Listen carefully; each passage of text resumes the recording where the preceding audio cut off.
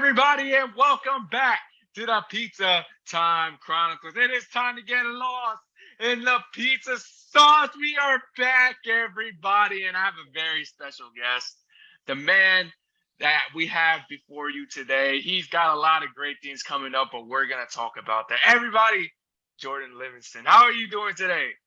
I'm feeling good. I'm feeling good, Gio. How's it going today?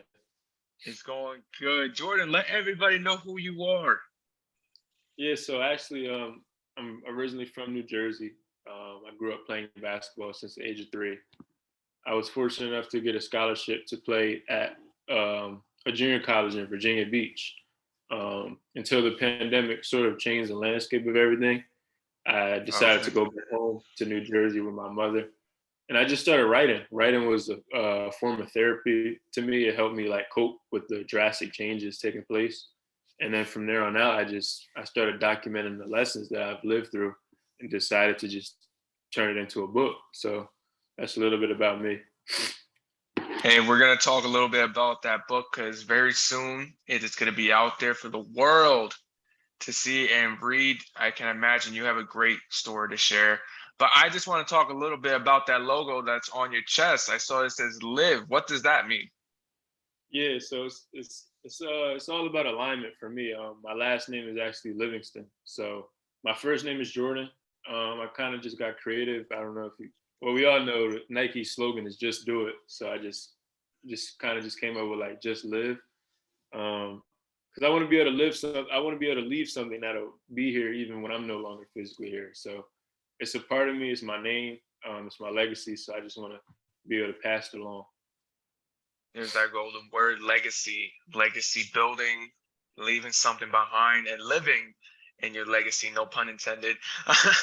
Being able just to be present and going after what you want. You talked about your writing, writing being therapy for you. Can you speak more upon that? Yeah, I mean, I just feel like society is they have a way of like misunderstanding me, and it's not their fault. I mean, I'm sort of a overthinker, so it's hard for people to empathize, let alone understand me.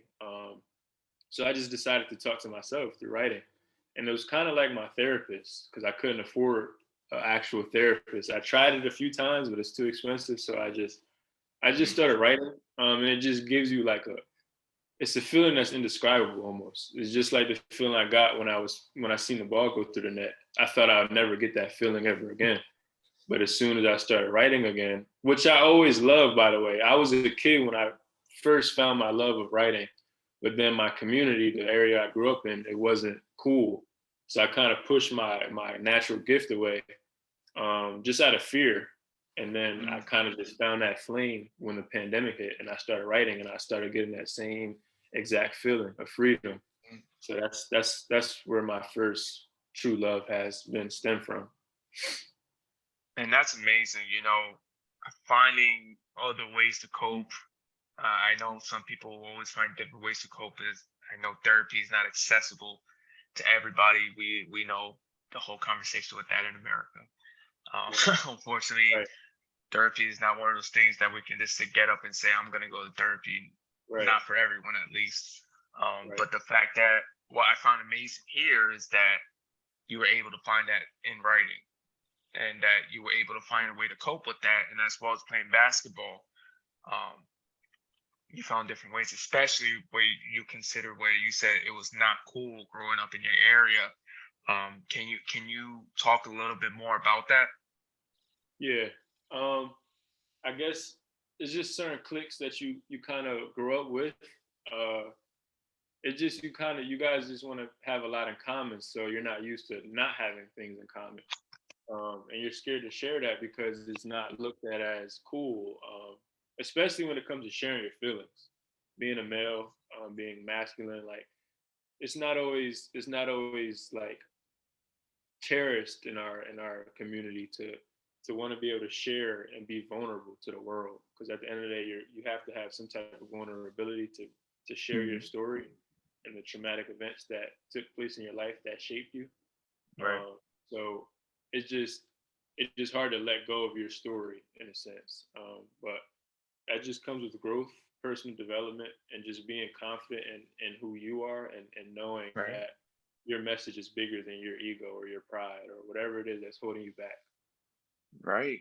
And the good thing here is, especially with you being so young in your generation, and I'm only 2 years older than you.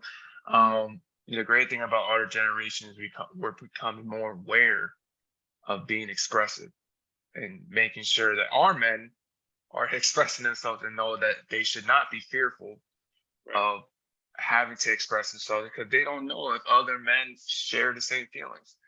And we're not. I don't know if this is felt. I know a lot of older individuals are reflecting upon this time because they were very quick to say, "Oh, men should not be expressing themselves. They should be a brick wall of emotions." And now older men are saying, "I regret doing that because if they raise their son to do the same, Right. you know." But it's good that our generation is kind of breaking through that a little bit. Right. Um, Way more expressive than before, I can tell you that. But it's still an uphill battle when we're still addressing men's mental health because they still feel the stigma of that if they are masculine, if they are macho, Exactly. they can't express themselves. And I think it takes a lot of strength Right. for a man to express themselves and be aware at that. And it's great because I did mention your age. You're only 21 years old. You have this mindset, which is only going to set you up for great things to come. And I know we had personal conversations and we talk about this. Right. The fact of the matter is, a couple of days away. You are a couple of days away from establishing a big part of your legacy, and that's you releasing a book at 21 years old. How do you feel about that? And we're gonna talk more about the book. But I want you to understand, how does it feel being 21 years old Yeah, and yeah. releasing a book? It feels good to, first of all, first and foremost, it feels good to see you smile, because it's just, there's a million emotions that come with it. I'm sure you know, as an artist, it's just like we're the most selfless but selfish, like vulnerable. It's just so much emotions that tie into just being an artist and being a creative. Um, but I'm just happy to make a difference, to make an impact, because there's, like I said before, there's so many people out there that just want to be heard but don't know how to let go of their story. And I tell people all the time, like, if you don't want to do it for yourself, there's always somebody out there that needs to hear your particular story more than you do yourself. Um, so just sitting here right now, I'm getting goosebumps. It still doesn't feel real because, like you said, we're so young, me and you. Um, but we have direction, and I picked up a lot from your book. It was one thing that just really stood out, and I seen it on your wall today. You said, um, I was happier at 366, if I'm not mistaken, than I am now. And Right.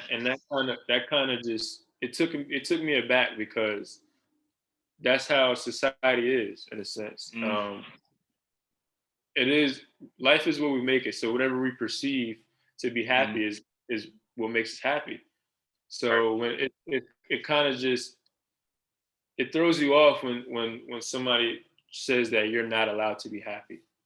Right. Um, and that's why I have a lot of questions to ask you. But to answer your question, I just feel totally like empty, and it's not a bad feeling. I had all of this in me for so long Mm, that I get to let go of it now, and hopefully it comes back with love, because that's what I made it with, is with love. So right. And that's awesome. And you talked about, have the million posts that I do.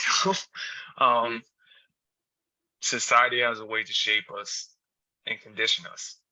mhm, And for the few of us who actually break through and actually want to address the behaviors that don't align with our passion and purpose, some of us are scared to do that because if we act out, that's when everybody wants to start affecting our happiness. That's when everybody wants to start attacking us because we perceive things differently. And that comes with maturity. That just comes with experience and what we go through. And the reason why I said it was I was happier at 366 Right. is simply because I was not bothered back then. I didn't care what society thought until they started making me feel different because of what I wanted to accomplish and what my ambitions was. And because I wanted to excel, they made me feel different. And here I am, 200 pounds less. It doesn't necessarily make me any happier. I was happier at my original state. And you got a pizza hoodie on as well. So That was that's what I wore when I was bigger. right. I love it, man. I love it. I love the courage behind that, and Right. it really did something to me when I seen that post. And just throughout your book, I share with a lot of people because it's like I said, it's hard to be vulnerable, and we're still shedding skins. So it's like we're who we are now, but like we're still evolving. So we're still trying to pick up pieces, and still trying to find like we have direction, but we don't have a ultimate image. And I think that's what a lot of people get confused on is they think that they have to know they have to know what exactly it is that they want. I just found my purpose, and signs is what helps me keep going, keep navigating. Because what I'm trying to do and achieve is I don't believe there's one blueprint to it. And I want people to know that every day is something new for me. I do still get nervous every day because I don't have a direct guideline to what I'm trying to achieve. I just pray, I stay humble, and I just keep people like you around that just want to inspire. Your name means a lot as well. And I had a couple questions about your annual awards that you're going to be giving out. I seen that as well. Like just tell us a little bit about what you have going on there. Look at me being interviewed in my own podcast. Yeah, I mean, that's just something, that's a legacy piece to me, just giving back and acknowledging those individuals who may not be acknowledged in their own communities Right. or, are constantly struggling and just finding that uplifting experience. And I know it's all about the journey for me, but these individuals who are going to be recognized, these individuals are not necessarily not known, but they have done so much. They have continuously educated their people, and they may not be as known as other people, but they are acknowledged, and they will be acknowledged by me. Right. And I think that's the important part, acknowledging your community, those who stand in your community. So that's as much as I'm going to share about that. Because this episode is about you and what you're about to accomplish. So Jordan, tell people about your book, when it's coming out, because there's a very special date and when it's coming out, and what it's about and where can they find it. Yeah. So the title of it is, we'll start there. It's going to be 21 Lessons to Live. As you can see, my brand is Live Empire. And it was kind of an alignment year for me last year. I didn't get to meet the deadline. I would have tried to publish it on August 21st of 2021 when I turned 21. And that would have been like the perfect scenario. But like I said, we can't control the controllables. So I kind of homed in for another year, and God willingly, I came up with a lot more. And the book, it just made the book so it added so much more value to the book. So yeah, I'm going to be publishing it this year on August 21st. It's a few more weeks left, and I'm going to be self-publishing. And I know me and Gio talked a lot about the difference between going with a publisher and self-publishing. And this is my first rodeo, and I just thank him so much because he's just helped me in ways that I can't even repay. But yeah, I'm going to be publishing it through my website, through Amazon as well. And hopefully I can just do some audio books as well. I just want to get it out there, man. I just want to inspire others. I think that's what we both want to do. That's why we have a certain type of synergy. Right. So yeah. And I got to say this, what you just accomplished, you already inspired people. Mm-hmm. You already inspired people your age, people generations under you, generations above you, and you haven't even sold one book yet. Mm-hmm. I want you to understand the impact you're about to make, and that you're making all the people who surround you who are going to be working with you in the future, who read your book and ask you, hey, do you mind sharing this with my class, with a group of students, with a group of individuals? That is what most authors don't recognize, that you made an impact before you sold one book, that Right. they know the story before they buy the book. And I wish some authors would know about that, because when you care more about the sales, and then don't get me wrong, if you're an author, of course, you want to sell books. It's your income. It's income. Right. That's something that you're investing, you want to see a return. But if you are trying to teach lessons, if you're trying to create an impact, inspire others, you have to care about the people. Right. And you have to make that piece of information accessible. And you may not agree, I don't know. But for some, I've been seeing book prices lately. Right. I've been seeing how people promote their books. Right. It's not going to become any more marketable if you keep saying this is the bestseller. Right. And this is a conversation I have with you. Yeah, being a bestseller is a great feeling, and it only lasted like 5 minutes for me on Amazon. I'm being honest. Yeah. But your focus, and I love where your focus is at. Your focus is about impacting the people. Right. And I love that for you. And I said it in the book. I think it was in the beginning. It was the first chapter. I said, if it just inspires one person, I will feel whole. Only because I wanted to inspire them so much that it teaches them how to inspire somebody else. And then now that's when the real beauty happens. It's like a domino effect. It's each one teach one. And there was a time when we as people, we weren't even allowed to learn how to read or write. Right. It was against the rules. So now that we have the tools and we have the access, it's like our responsibility to pass it along. And that's what I do through these lessons, these 21 different lessons that I had to live through. And that's what I break down each story in its own unique fashion. Well, Jordan, you already inspired me. You already got a book sold, because I'm going to buy one. If that makes you feel any good, I'm going to buy one. And that's only going to be if not the hundreds, the thousands you're going to sell potentially. Just continue following the good path. Right. Continuing promoting that book and make sure that book serves its purpose. If anything, like you said, as long as you inspire one soul, you inspire one person, you did your job. That's the return on investment for me. That's what my book served. Right. As long as it inspired and it got people back on track, I did my thing. Right. So and as I'm looking forward towards the next book. But Jordan, we're wrapping up here. I always ask everybody just one question, and if they like pizza, because some people did it in the past. If you could say, what is your favorite pizza slice? What is that pizza slice, and where is it from? Ooh. I definitely, as soon as you asked me that, my mind automatically shot back to Purple Pizza in Ewing, New Jersey. Oh, Purple Pizza. Yeah, they had, it was like a honey mustard chicken pizza, but they have that one too, but I'm also a huge Buffalo fan. So I love Buffalo chicken pizza as well.